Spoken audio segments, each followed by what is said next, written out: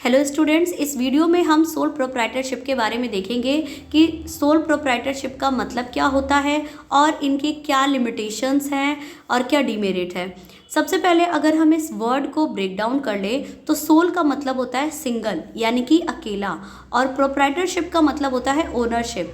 तो एक ऐसा बिजनेस एक्टिविटीज़ जिसमें कि कंट्रोल किया जा रहा है और ओन किया जा रहा है केवल एक पर्सन के द्वारा, जिस भी बिजनेस का ओनरशिप सिर्फ एक पर्सन के पास है उसे हम सोल प्रोप्राइटरशिप कहते हैं। आप इसमें वेरियस जो बीओ विलर हैं, ग्लॉस एंड बेकर हैं, इनके द्वारा भी डेफिनेशन दिया गया है कि सोल प्रोप्राइटरशिप एक बिजनेस का एक ऐसा फॉर्म है जहां पर जो भी बिजनेस की एक्टिविटीज़ होती हैं उनको कंट्रोल किया जाता है केवल सिंगल इंडिविजुअल के द्वारा। अगर हम बात करें इसके फीचर्स की तो सिंगल ओनरशिप यानी कि only one person will be the owner of the business और कोई भी दूसरा पर्सन इसमें इन्वॉल्व नहीं होगा। इसका दूसरा सबसे बेहतरीन फीचर है कि इसका फॉर्मेशन बहुत ही आसान होता है। कैसे आसान होता है? तो जब भी आपको 2 लोगों से 3 लोगों से डिसाइड करके डिसीजन ले करके कोई काम करना पड़ेगा तो आपको डिले होगा काम करने में।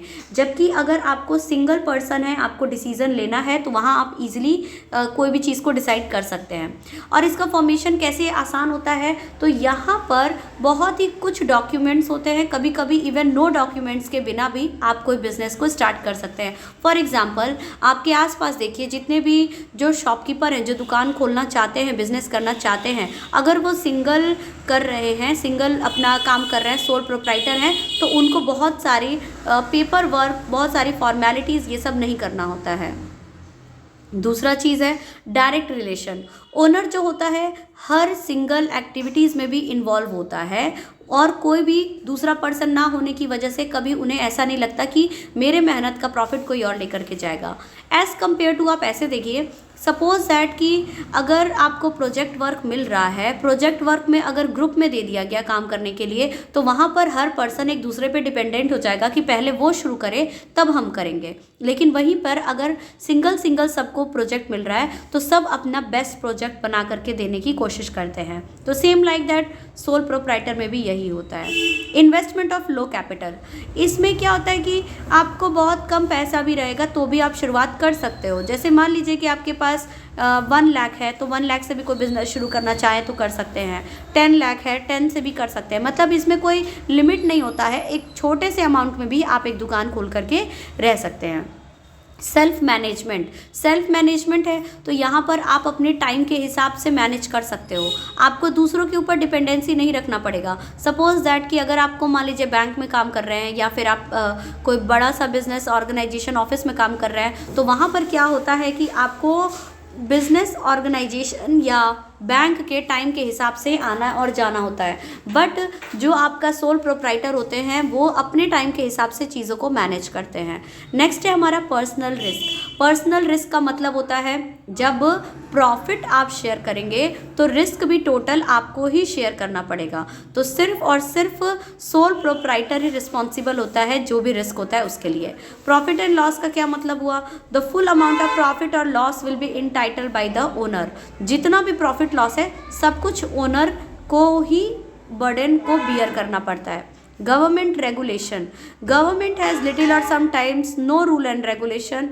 देखिए, अगर आपका कोई बिजनेस कंपनी चल रहा है या फिर कोई पार्टनरशिप फर्म या फिर कोऑपरेटिव ऑर्गेनाइजेशन चल रहा है तो वहाँ पर गवर्नमेंट का थोड़ा बहुत इंटरफेरेंस रहेगा क्योंकि वो सब ऑन पेपर वर्क होता है। बट जो सिंगल प्रोप्राइटरशिप होता है, सोल प्रोप्राइटरशिप होता है, उसमें गवर्नमेंट का कोई भी इंटरफेरेंस नहीं होता है। समटाइम्स थोड़ा बहुत होता है, बहुत ज़्यादा नहीं होता। नेक्स्ट है नो सेपरेट एंटिटी। अब जैसे कि कंपनी में हमने पढ़ा था कि कंपनी का जो ओनर होता है कंपनी से अलग होता है, उसका एक सेपरेट एंटिटी का कॉन्सेप्ट चलता है, ठीक। लेकिन सोल प्रोप्राइटर में ऐसा कुछ भी नहीं होता है, कोई भी सेपरेट एंटिटी का केस नहीं चलता है। जो ओनर होता है वही डायरेक्टर भी होता है, वही वर्कर भी होता है, सब कुछ वही होता है। अनसर्टेन स्टेबिलिटी का क्या मतलब हुआ कि इसमें कोई सर्टेनिटी नहीं होती है क्योंकि कभी भी मतलब अगर आपका बिज़नेस लॉस में जा रहा है तो कभी भी आप अपने बिज़नेस को बंद कर सकते हो, या जिसने भी जो भी सोल प्रोप्राइटर है उसकी डेथ हो जाती है तब भी बिज़नेस जो है वो बंद हो जाता है। वहीं पे कंपनी में ऐसा नहीं होता था। कंपनी में अगर कोई बिजनेस मैन की डेथ हो जाती है तब भी कंपनी चलता है। क्यों? क्योंकि वहाँ पे सेपरेट एंटिटी का कॉन्सेप्ट चलता है। यहाँ से आप दोनों का डिफरेंस भी तैयार करते चलिए। एडवांटेज की अगर हम बात करें तो फॉर्मेशन इसका बहुत आसान है, प्रॉफिट आपको ऑप्टिमम मिल रहा है, टैक्स कम पैसा देना है, मैनेजमेंट बहुत आसान हो जाती है, डिसीजन मेकिंग एकदम प्रॉपर तरीके से कर सकते हैं क्योंकि आपको खुद ही डिसाइड करना होता है, ओनर की डिपेंडेंसी किसी और के ऊपर नहीं होती है, कस्टमर के साथ पर्सनल रिलेशन आप अच्छा बना सकते हो, कंट्रोल अच्छा होता है, फ्लेक्सिबिलिटी होती है और ईजी डिसोल्यूशन, यानी बंद करना चाहे तो भी आप आसानी से बंद कर सकते हैं। डिसएडवांटेज क्या है इसका? तो अनलिमिटेड लाइबिलिटी होती है, यानी अगर आपको बिजनेस में लॉस हो गया और आपने क्रेडिटर से लोन ले रखा है तो वहाँ पर आप क्या करेंगे कि आपको अपना पर्सनल प्रॉपर्टी भी सेल करके क्रेडिटर का पैसा को पे ऑफ करना पड़ेगा, जबकि कंपनी के केस में ऐसा नहीं होता है। लिमिटेड कैपिटल होता है, यानी अगर 2 लोग मिल करके पैसा लगाए तो जाहिर सी बात है कि वहाँ पर आपके पास कैपिटल ज़्यादा हो जाएगा, लेकिन अगर सिंगल लोग पैसा लगाए तो वहाँ पर कैपिटल जो होता है वो कम हो जाता है। ठीक है, कोई भी सेपरेट एंटिटी नहीं होता है।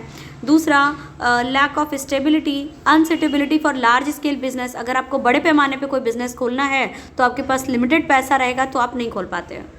ठीक है, साइज़ लिमिटेड रहेगी आपकी, और जो इसका मैनेजमेंट है उसमें भी एक्सपर्टाइज़ की कमी हो जाती है, क्योंकि एक ही पर्सन को मैनेज भी करना होता है, एक ही पर्सन को दुकान भी चलाना होता है, मतलब सारे काम खुद करना होता है। तो वहाँ से क्या होता है, जब एक ही पर्सन सारा काम करता है तो उनकी जो एक्सपर्टीजमेंट होती है ना उसमें कमी आ जाती है।